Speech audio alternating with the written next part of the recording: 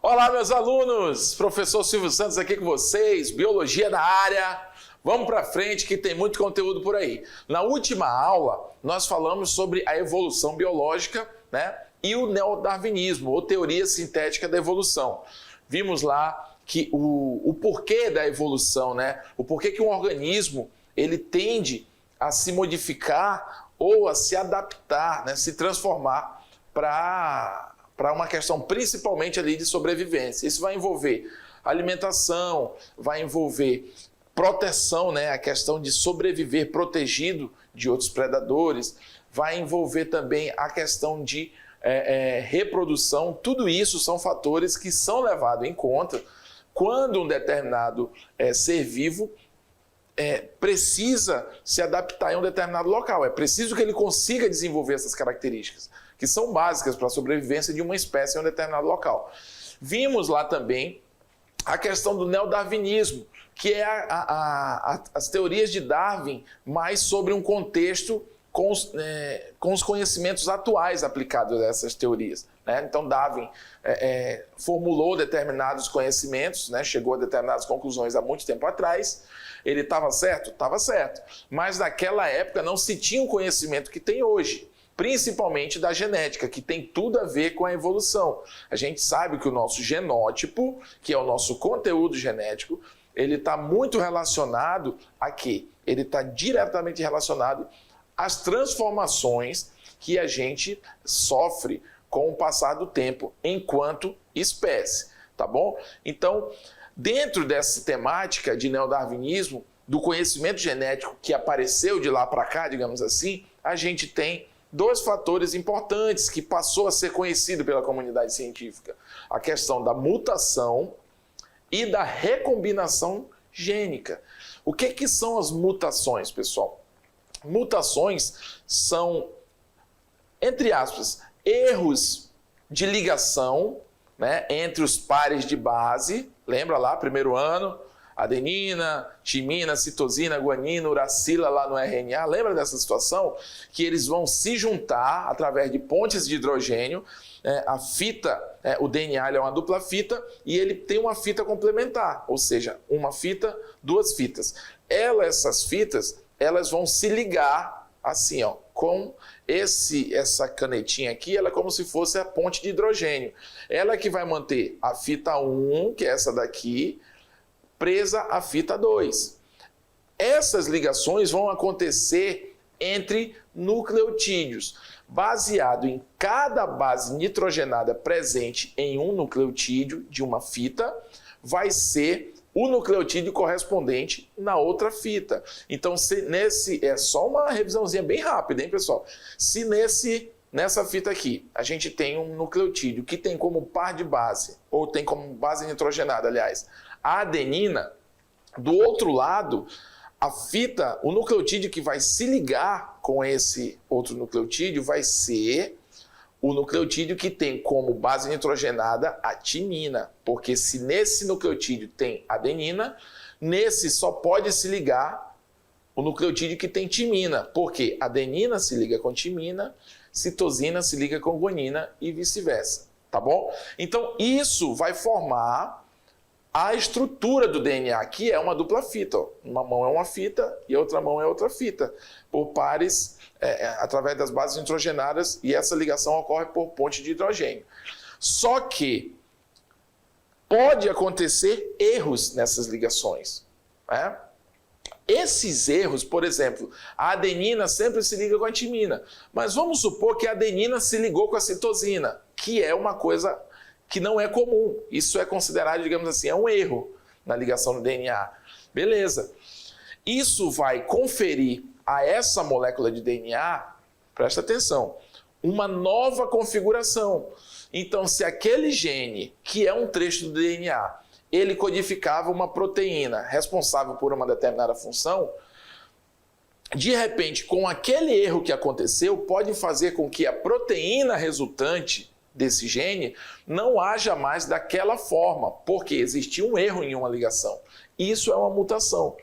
Isso vai fazer com que essa proteína funcione de maneira diferente. É necessariamente algo ruim? Não. Existem as mutações que causam coisas ruins. Sim, né? Mas as mutações são necessárias para que a comunidade de seres vivos evoluam, para que a variabilidade genética ocorra, né?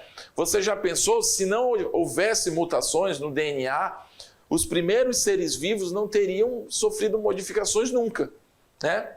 Se não houvesse mutações, tá bom? Então, com o passar do tempo, passou-se a saber que mutações também influenciam muito na evolução dos seres vivos. E também sabe-se que existe, através dessas mutações, um fator chamado recombinação gênica, né? Um gene, pessoal, ele é a receita de uma proteína. Presta atenção. Um gene é a receita de uma proteína, tá? Baseado no gene é que a proteína vai ser feita, tá bom? Só que se essa proteína tem uma informação X, aliás, se esse gene tem a informação genética X, vai ser feita uma proteína X. Se esse gene tiver um erro no meio dele, aquela proteína vai ser, ela vai ser, digamos, fabricada de uma forma equivocada. E pode ser que ela funcione de uma outra forma. Então vai recombinar, né, a genética daquele ser vivo. Vai acontecer uma nova recombinação. Por quê? Porque aquela base nitrogenada ocorreu na hora errada. Então, esses fatores, né, de um conhecimento mais avançado sobre a questão genética são aplicados hoje às teorias da evolução que tem lá Darwin como seu pai, digamos assim. Esse novo conhecimento, principalmente sobre genética aplicada à lei da seleção natural, né, as leis de Darwin, né, as teorias de Darwin, fazem com que surja o que a gente chama, fazem com que tenha surgido o que a gente chama de neodarwinismo. Beleza? Então, continuamos falando. Darwin foi um cara muito importante para a evolução, pessoal. Muito mesmo. Ele veio e meio que, é assim que acontece, tá bom? E é o que é aceito hoje. Claro, com o neodarwinismo é o que eu falo. Os conhecimentos vão se aprimorando, mas vão sempre se aplicando dentro da base da evolução, que é as teorias de Darwin. Mas existiam outras pessoas, né, que já pensavam nisso. Nós falamos lá na última aula também sobre a teoria fixista. Lembra que Aristóteles era um cara que defendia a ideia de que os seres eles já surgiram no mundo com um determinado formato, um determinado perfil, digamos assim. E eram divididos ali em grupos terrestres, grupos aquáticos, enfim. Eles não evoluíram, eles já chegaram aqui daquela forma, o que a gente chamava de fixista. Darwin vem dizer que os seres evoluem um do outro. Então Darwin é muito importante nisso. Mas, no meio dessa discussão, a gente tem também uma pessoa muito importante, que é o que a gente vai citar, né? Nós vamos falar sobre esse cara agora. Então vamos lá, essa foi só a introdução aí da nossa aula, joga na tela. O professor Silvio Santos às vezes fala demais, né?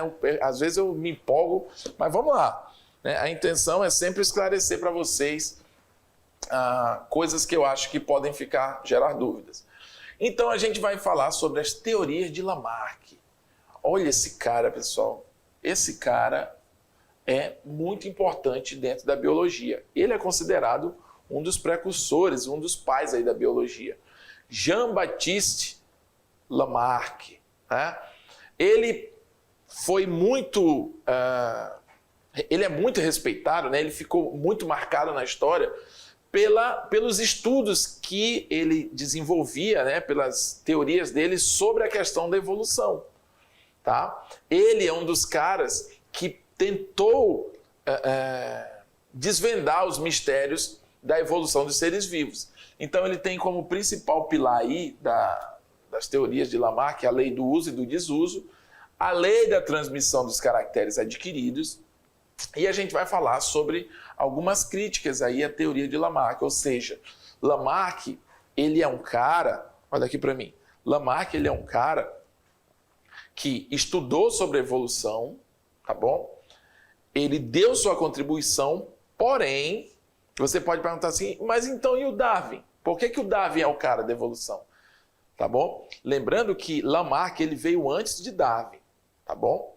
Ele teve sua obra ali antes de Darwin ter chegado às suas conclusões, tá bom? Tanto que Darwin cita Lamarck nos seus estudos e parabeniza ele pelas suas pesquisas.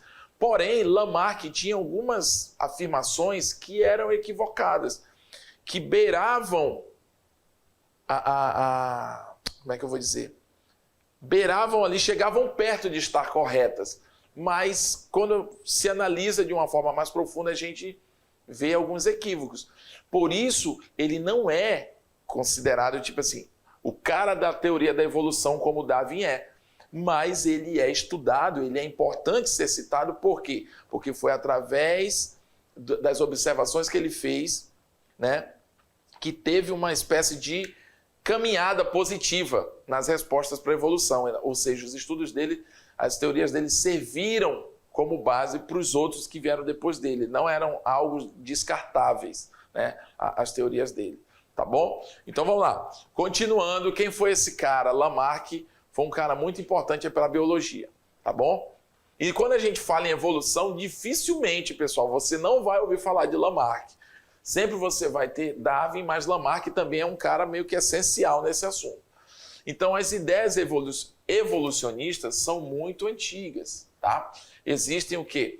Escrituras elaboradas pelos filósofos. Olha, lembra que eu falei sobre os filósofos de antigamente, da Grécia Antiga, que eram detentores de conhecimento, eram estudiosos, que não tinham a técnica, mas eram sabedores das teorias, das informações, tá bom? Então, o que eles falavam, eles eram muito respeitados, eles eram fonte de conhecimento daquela época, tá bom? Então aí, ó, no século XVIII, início do XIX, somente aí que alguns naturalistas passaram a adotar o quê? Ideias evolucionistas. Como assim ideias evolucionistas? Eles começaram a admitir que os seres, eles evoluíam de alguma forma, eles começavam de uma maneira mais complexa e dali essas espécies iam se modificando com o passar do tempo. Eles começaram a acreditar nisso. Por que eu estou falando isso? Porque lembra que antigamente que eu digo aqui, dentro do que a gente está estudando, existia a teoria fixista, que eu até falei ainda há pouco, né? Eles acreditavam que o ser vivo tinha chegado aqui, ele tinha surgido no planeta daquela forma. Beleza. Só que as ideias evolucionistas iam de encontro com isso aqui. Ah, não mudou a cor? Elas iam de encontro com o fixismo. O fixismo diz que aquilo foi feito daquele jeito e pronto. A ideia evolucionista não, ela diz que para um ser vivo estar aqui hoje, ele passou por um processo de evolução para que ele conseguisse chegar até aqui. Então começou a ser questionada essa situação, né, do fixismo. Então o mais importante deles nesse período aí, né, do final do século XVIII, início do século XIX, foi quem? O francês Jean-Baptiste Antoine de Monnet, né? Lamarck era um título, né, que ele recebia, ou que os cavaleiros, né, de Lamarck recebiam pelo conhecimento que eles tinham na época. Enfim, era como se fosse uma espécie de medalha pelo seu conhecimento, pela sua contribuição, né, cultural, enfim. Então ele recebeu esse título de Lamarck, ou Cavaleiro de Lamarck. Foi como ele ficou conhecido. Então, esse título e esse cara, ele é considerado um dos caras mais importantes, tanto para a questão da biologia, como uma forma geral, quanto para a sua contribuição quando o assunto é evolução. Tá? Aí você pode perguntar assim, ou ver em algum lugar, quem é o pai da evolução? Aí você vai ver, com certeza a resposta é Darwin. Quem é o pai da teoria evolucionista? Qual é a teoria do Darwin? É a teoria da seleção natural. Legal. Darwin chegou lá, mas repetindo. Jean-Baptiste Lamarck, ou o Lamarck, né, como a gente chama simplesmente, ele sinalizou para uma ideia evolucionista que tinha lá seus equívocos, mas já pode se considerar ideias que faziam sentido. Por isso ele ganha uma importância, né? Tanto é que ele vem até ser como base de estudo para o Darwin também, faz parte dos estudos do Darwin. Então ele fez o quê? Ele nasceu na França em 744, no século XVIII ainda, e morreu em Paris no século XIX, ali em 1829. Então, toda a sua obra, todo o seu conhecimento foi mostrado, digamos assim, para o mundo durante esse período. Seus estudos foram fundamentais para construir, olha aí, ó, a sistematização dos conhecimentos da história natural. Portanto, ele era ali um naturalista, né? Ele estudava as questões da natureza, ele tentava explicar a evolução dos seres vivos. Vale também lembrar que ele era um cara que ele acreditava no fixismo, mas ele já ele já flertava com a ideia de que podia ser diferente, né, do fixismo. Então, ele começou a usar o termo pela primeira vez, né, foi ele que usou esse termo biologia para designar a ciência que estuda os seres vivos. Por aí você vê a importância do cara para o nosso meio, né? Foi esse cientista também o que fundou os estudos de paleontologia dos invertebrados, né? Olha que interessante, pessoal. Então, Lamarck, ele foi muito importante. Tanto é que quando a gente fala, olha aqui para mim, tanto é que quando a gente vai estudar a evolução, a gente cita Darwin e Lamarck como base, tá? Mesmo que Lamarck não seja o cara que concluiu as ideias corretas, digamos assim, mas os estudos dele contribuíram para a caminhada da resposta sobre a evolução dos seres vivos, tá bom? Então, nesse caso, Lamarck se torna muito importante. Falou em evolução, Lamarck e Darwin vão ser citados quase que com certeza, tá bom? Vamos lá, volta para a tela. Então, o que acontece? Lamarck foi o primeiro cientista, olha que interessante, a questionar o fixismo. Olha que legal, pessoal. Ele estava ali naquela época, por vezes, por tempos ali, ele pode ter até acreditado naquilo, mas ele pensava, ele questionava aquilo, ele começou a defender ideias sobre evolução. Ou seja, eu não chego em qualquer lugar e sobrevivo. Para eu estar vivo ali naquele local, para eu me estabelecer, eu tenho que passar por algum processo que me permita viver naquele local. Eu tenho que ter condições físicas de viver nesse local, tá bom? Então ele introduziu também o conceito da adaptação dos organismos ao meio. Isso aqui, pessoal, é uma das coisas mais clássicas dentro do assunto evolução. O conceito de adaptação tem tudo a ver com o conceito de evolução, no que diz respeito à biologia, né? A evolução de seres vivos. Não há evolução sem adaptação. E essa adaptação, eu não sei se você consegue perceber quando a gente fala de adaptação, ela já dá uma conotação de que você está se adequando a determinadas condições, como se essas condições pudessem, de repente, mudar e você tivesse que se adaptar novamente a outras condições, né? Como se o seu organismo não tivesse 100% preparado para aquele local, mas você vai ter que se virar de alguma forma se você quiser sobreviver ali. Isso, de uma forma mais simples, é o que a gente chama de adaptação. É o fato de você usar dos meios que estão presentes ali, das suas capacidades, para sobreviver em uma determinada situação. Então, ele introduziu o conceito de adaptação dos organismos ao meio, muito importante para o entendimento da evolução. Então, uma palavra, um termo que vai ser muito linkado à evolução é a adaptação, né? Então Lamarck, ele acreditava na lei da geração espontânea. Então Lamarck, ele vem com uma ideia de vanguarda, ele vem com aquela ideia de que os organismos podem evoluir, né? Ele vem tentando ali já questionando o fixismo, legal, ele dá um passo positivo. Porém, ele era um cara que acreditava na geração espontânea, que a gente sabe hoje em dia que isso nunca existiu, né? Ou teoria da abiogênese. Tá bom? Você já estudou isso aí. Ele era um cara que acreditava na abiogênese, portanto, ele acreditava que uma vida ele podia partir, né, ser originado a partir de um ser, de um objeto, de algo inanimado, tá bom? Ele acreditava que dentro de uma poça d'água, ele não, eu quero dizer assim, essa teoria diz isso.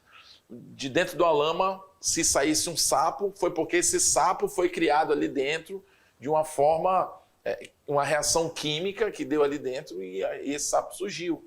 Né? Eles não sabiam que podiam existir larvas daquele sapo ali dentro, enfim, e que poderia originar esse sapo, digamos assim. Então, se desse rato em um determinado local, eles acreditavam que aquele rato surgiu ali no meio do lixo. Eles não acreditavam que esse rato tinha sido atraído pelo lixo. Então, a teoria da geração espontânea acreditava mais ou menos não, eles acreditavam, a teoria pregava isso, mas eu estou te explicando mais ou menos como que é a ideia da abiogênese, tá bom? Então foram muitas as contribuições para os biólogos, com base nas ideias e princípios que já existiram nos círculos científicos da época. A mais importante delas é o quê? Foi a ideia da scala naturae, né? Bem como a ideia de que as espécies podem variar em diferentes ambientes. Então aqui a gente tem, né, algo que já está muito relacionado com o que a gente falou ainda há pouco. A questão da adaptação. Se as vidas variam de acordo com o ambiente, significa que cada ser em ambiente diferente se adapta a esses ambientes, esses respectivos ambientes. Né? Então existem felinos que são adaptados para o frio, existem felinos que são adaptados para o calor, existem caninos, vamos dizer assim, né, que são adaptados para regiões de neve, outros são adaptados para regiões mais de savana, um tempo mais seco, outros para uma região mais temperada, mas são espécies, são da mesma família, né? Entendeu? Então, pode variar em diferentes ambientes. Então, isso já te dá uma noção de que a adaptação desses seres é uma coisa primordial para a sobrevivência deles. Então, em 1809, o naturalista publica o livro Philosophie Zoologique, tá? A primeira teoria abrangente da evolução foi proposta por ele, por Lamarck, tá bom? Isso aí em 1809, portanto aí no século XIX. Philosophie Zoologique. Aí a gente tem aqui a primeira, né, de uma das que é considerada aí uma das teorias de Lamarck. A lei do uso e do desuso. Por que tem essas girafinhas aqui aparecendo? Porque existe um exemplo clássico das girafas quando a gente fala sobre essa teoria de Lamarck, tá? Vocês vão já entender. Essa lei diz que o uso ou desuso dos diferentes órgãos alterariam características do corpo. E essas características seriam transmitidas para as próximas gerações. Pô, legal, né? Nesse processo de adaptação, um ou mais órgãos são usados do que outros. Então, olha que interessante. Isso aqui que ele está falando, deixa na tela aqui comigo, vamos lá. Isso aqui que ele está falando, está errado. O uso ou desuso dos diferentes órgãos alteram as características do corpo? Beleza, altera. É aquilo que eu falei nas aulas anteriores. Se você malha o seu músculo, você não vai ficar aparentemente ali com um fenótipo musculoso, você vai ficar com uma aparência diferenciada. Porque você está estimulando, você está usando esse músculo, né? Um cadeirante, qual é uma característica física aparente da perna de um cadeirante? Ela fica mais fina, né? De repente, se a pessoa é paraplégica, ela fica mais fina. Por quê? Porque com a falta de movimento do umbigo para baixo, né, da cintura para baixo, esses músculos vão se atrofiar, eles tendem a não ser utilizados, eles murcham, é como se eles murchassem, porque eles não estão sendo utilizados. Então, uso ou desuso. Se usa, desenvolve. Se não usa, não desenvolve. Aí ele diz assim, ó, o uso ou o desuso dos diferentes órgãos alterariam as características do corpo. Legal. E essas características seriam transmitidas para as próximas gerações. Aí está um equívoco. Ah, professor, mas as características, Mendel não fala lá da hereditariedade, que as características que o meu pai tem vão passar para mim? Sim, de fato isso ocorre. Mas há controvérsias por quê? Em termos de espécie, não é tão simples assim. Tipo, eu jogo basquete, aí eu vou crescer. Isso não significa que meu filho vai nascer e quando ele crescer ele vai ser alto. Eu só fui alto, ou só sou alto porque eu estimulei aquilo em mim. Aquilo não está na minha genética natural, né? Eu tenho um organismo que me permitiu ter aquela altura porque eu estimulei. Mas se eu fizer um filho e ele não jogar basquete, se ele não estimular, não significa que naturalmente ele vai ser alto. Então, isso vai de encontro com o que Lamarck diz. Ou seja, Lamarck vai de encontro com essa situação.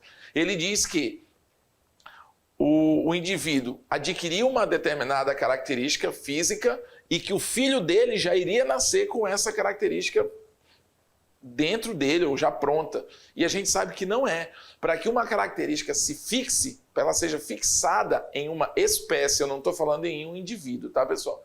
Em um grupo de ser vivo, é preciso muitos anos de transformação, de variabilidade genética, de introdução de novas bases nitrogenadas, de novos genes, para que aquele grupo vá evoluindo e daqui a alguns milhares de anos as espécies estejam totalmente, geneticamente adaptadas a uma determinada situação.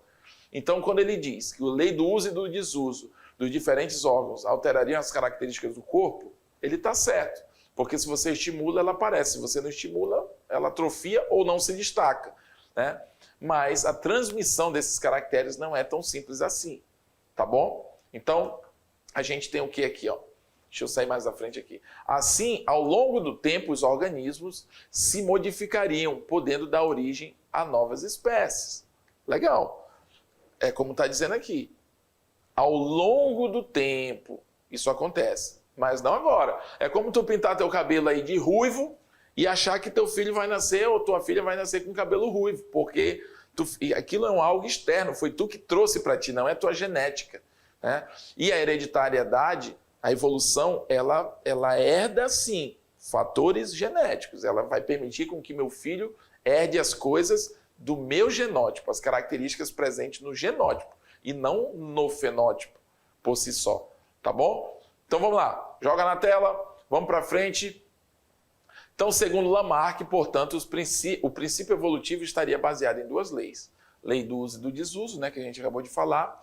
No processo de adaptação ao meio, o uso de determinadas partes do corpo, do organismo, faz com que eles se desenvolvam. E o desuso, né, ou seja, a falta de uso, faz com que eles atrofiem, né? Isso aqui não está de tudo errado. Então vem o famoso exemplo, né, usado para as teorias de Lamarck. Segundo Lamarck, devido ao esforço da girafa, baseado nos conhecimentos de Lamarck, formulou-se esse exemplo. Segundo Lamarck, devido ao esforço da girafa para comer as folhas da árvore mais alta, o pescoço da mesma acabou crescendo. Isso aqui é verdade, pessoal?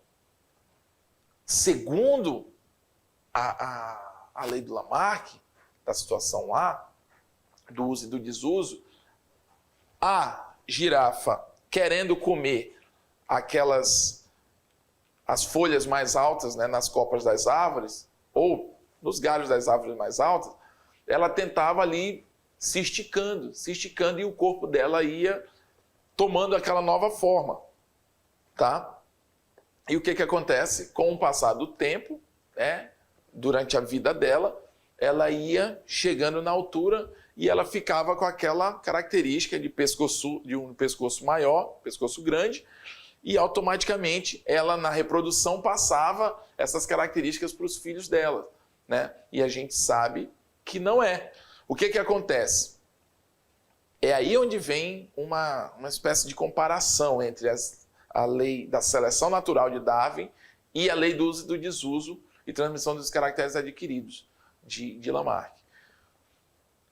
No ambiente, só sobrevive aquele que melhor se adapta, né? Isso é a seleção natural. Lembra que eu falei na última aula? O meio, ele não faz nada. Quem tem que se adaptar àquele meio é o indivíduo que está ali tentando sobreviver. Então, aqueles que têm características propícias para sobreviverem nesse meio vão ficar. Aqueles que não têm, a tendência é serem exterminados, serem extintos daquele ambiente. Então, diferente do que Lamarck falava, o que se sabe, né? Existiam espécies de girafas com pescoço grande e pescoço pequeno. Quais foram as que sobreviveram, as que perduraram no ambiente? As do pescoço grande. As do pescoço pequeno acabaram, a tendência foi elas serem extintas, sumirem, enfim, ou evoluírem para uma outra espécie, aí já é outro processo. Mas você está entendendo? Lamarck não, ele achava que o cara, ou a girafa, se esticava, o pescoço crescia e o filho dela já ia nascer com aquela característica. Não, não é assim. A gente sabe que a girafa do pescoço grande, a espécie, sim, se adaptou e por isso é que ela existe hoje. Não é porque, se fosse assim, toda girafa nascia com o pescoço pequenininho e só durante a vida que ela, por causa daquele esforço, ela ia sumindo. E você sabe que não é. Mesmo que a girafa comesse algo no chão, se você pegar uma girafa filhote, por exemplo, mesmo que você dê para ela comida no chão, mas ela vai desenvolver aquela característica de pescoço grande, porque não é o ambiente que está fazendo ela crescer, é a espécie dela, né, o genótipo dela que carrega esse conteúdo. Então a gente tem aqui, ó, as girafas, né, com essa característica clássica aí do pescoço grande. E se fosse assim, né, a grande maioria dos animais, ou grande parte dos animais, ia ter essa característica, porque eles iam tentar comer as folhas das árvores e automaticamente eles iam ser pescoçudos também, né? Então, você percebe que ele fala algo correto, mas quando você vai destrinchar a ideia do Lamarck, você percebe que existem alguns equívocos, tá bom? Então, a lei da transmissão dos caracteres adquiridos, ó, afirmava que o meio ambiente, né, estava em permanente modificação. E a gente fala aquilo que eu falei, o ambiente ele não vive mudando. Quem tem que se adaptar ao ambiente é um indivíduo. Então, logo, o corpo dos seres vivos possui a capacidade de transformação com o objetivo de se adaptarem às mudanças do meio. Isso é fato? Isso é verdade. Só que não é tão simples assim como ele falava. Ele falava que em uma vida, baseado nas teorias deles, em uma vida, uma girafa ela vai nascer, ela vai adquirir aquela característica porque ela estica o pescoço dela cresce. E o filho dela já ia receber essa característica genética. E a gente sabe que não é isso. Então as transformações adquiridas por uma espécie seriam transmitidas para os seus descendentes. Isso acontece. Mas mais uma vez eu digo, não é tão rápido assim. Tá bom? Vamos lá. Joga na tela. Vamos para frente. Como passar de gerações, milhões de anos, as espécies vão acumulando transformações, dando origem a novos grupos de seres vivos. Tá? Isso aqui sim.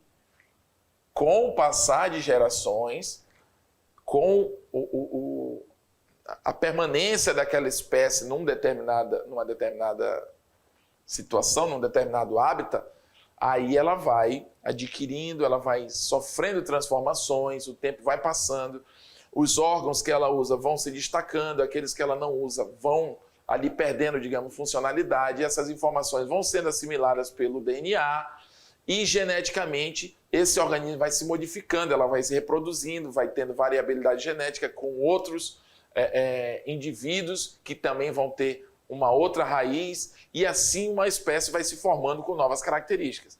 Então, resumindo, as modificações do meio ambiente vão forçando e gerando necessidades de transformações anatômicas, orgânicas, comportamentais em determinadas espécies. Então, isso aqui acontece, né? As características do meio vão moldando os seres que vão sobreviver ali. Mas o meio em si, ele não se modifica de propósito para uma determinada espécie sobreviver naquele local. E a lei da transmissão dos caracteres adquiridos, né? São alterações no corpo do organismo provocadas pelo uso ou desuso que são transmitidas aos descendentes. É aquilo que eu falei, né? Não é tão simples assim. A gente adquire novas características, mas não quer dizer que o nosso filho já vai nascer daquele jeito. Então, um exemplo se refere às aves aquáticas que o quê? Que teriam se tornado pernaltas, né, com essa perna alta, devido ao esforço que faziam para esticar as pernas e assim evitar molhar as penas durante a locomoção. Pô, que legal, né? Isso acontece com o tempo. Quando proposto, as teorias de Lamarck foram bastante rejeitadas, tá? Pela comunidade científica da época. Ainda não sabiam sobre questões envolvendo herança genética, né? Então eles sabiam, né? Lamarck dizia que os caracteres eram passados de pai para filho, mas ele não sabia exatamente como. Ele sabia que porque o pai fazia, então o filho ia ser daquele mesmo jeito, tá? E todas as espécies eram vistas como imutáveis, ou seja, características eram as mesmas desde sempre, não passava por mudança. Ou seja, vale a gente lembrar que ele estava contestando aí o fixismo. Então todo mundo acreditava que os bichos não mudavam. Eles nasceram daquele jeito e não tinha essa de evolução.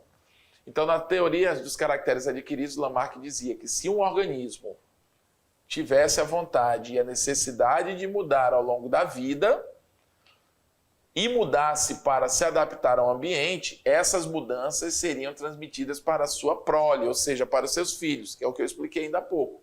E não é assim. Segundo Lamarck, também as serpentes não possuíam pernas porque seus ancestrais tinham, mas não usavam, que é a lei do uso e do desuso, passando essas características para seus descendentes, né? Que é a lei da transmissão dos caracteres adquiridos, resultando então no desaparecimento das pernas nas serpentes atuais. Então, a gente tem aí a questão das serpentes, elas fazem parte ali dos répteis, né? Então, existem características ou motivos intrínsecos ali da espécie que vão dar um motivo por que as serpentes não têm perna. Não é simplesmente porque a espécie não usava e ela foi atrofiando. Lamarck também considerava que o desenvolvimento das membranas interdigital de alguns vertebrados aquáticos era devido ao esforço que estes faziam para se deslocar, né? Então, você percebe aí que ele tinha algumas ideias meio que faltavam ser mais esclarecidas, digamos assim. Se numa região diminuíssem as chuvas, as plantas passariam a conservar água. Passados muitos anos, à medida que a região se tornasse mais parecida com o deserto, as plantas transmitiriam aos descendentes as características que tinham adquirido para reter água, né? Então, algumas críticas aí a Lamarck, né? Então, a teoria apresenta pontos não testáveis e pouco prováveis, nomeadamente a necessidade de adaptação e a procura de perfeição. Então, um organismo ele está ali no ambiente pela capacidade de adaptação, tá bom? Não pela modificação que o corpo dele sofreu, né?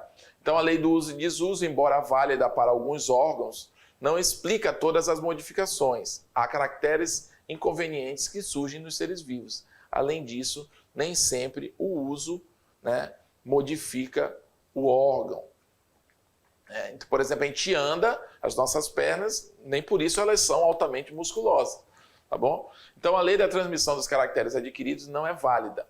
A atrofia ou hipertrofia de uma estrutura adquirida durante a vida do ser vivo não é transmitida à descendência. Aquilo que eu falei, se eu jogo basquete nessa vida aqui, não quer dizer que meu filho, e eu adquiro uma altura considerável, não quer dizer que meu filho vai naturalmente ser alto, tá bom? Isso é preciso todo um processo evolutivo para que isso se torne uma característica da espécie.